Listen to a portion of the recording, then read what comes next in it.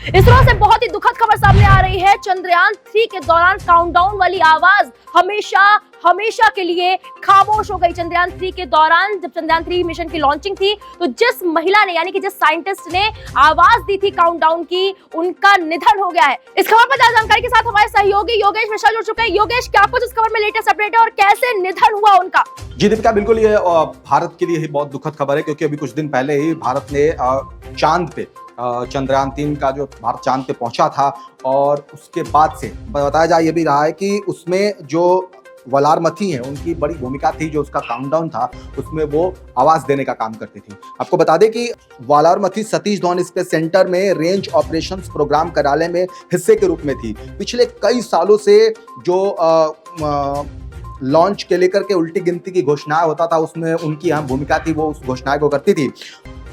बताया भी जा रहा है कि पिछले कुछ समय से वो बीमार चल रही थी, जिसके बाद आज 50 की उम्र में चेन्नई में के एक निजी अस्पताल में उन्होंने आखिरी सांसें ली है। ये बहुत ही दुखद खबर है पूरे भारत के लिए, हमारे देश के वैज्ञानिकों के लिए भी बहुत गमगीन करने वाली खबर है, क्योंकि आम भूमिका में थी। अभी फिलहाल में ही जिस तरीके से भारत ने चांद पे अपना सफलता हासिल की है, उसमें भी उनकी बहुत अहम भूमिका थी। उनके ही आवाज को हम सुनते थे, जो जिसका वलारमथी जी की आवाज को ही हम लोग वलारमथी की आवाज को ही हम लोग सुना करते थे।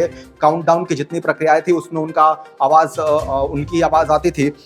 बताया जा रहा है कि पिछले कई दिनों से बीमार थी, उसके बाद हार्ट अटैक की वजह से उनका निधन हुआ है। वलारमथी जो है वो वलारमथी तमिलनाडु के अरियालूर की रहने वाली हैं। इसरो के कई वैज्ञानिकों ने इसको लेकर बहुत ही दुख जताया। काफी भारत के लिए बहुत ही गमगीन करने वाली खबर है भी। तो इस तरीके से पूरा देश आज इस बात को सुनकर के गमगीन है।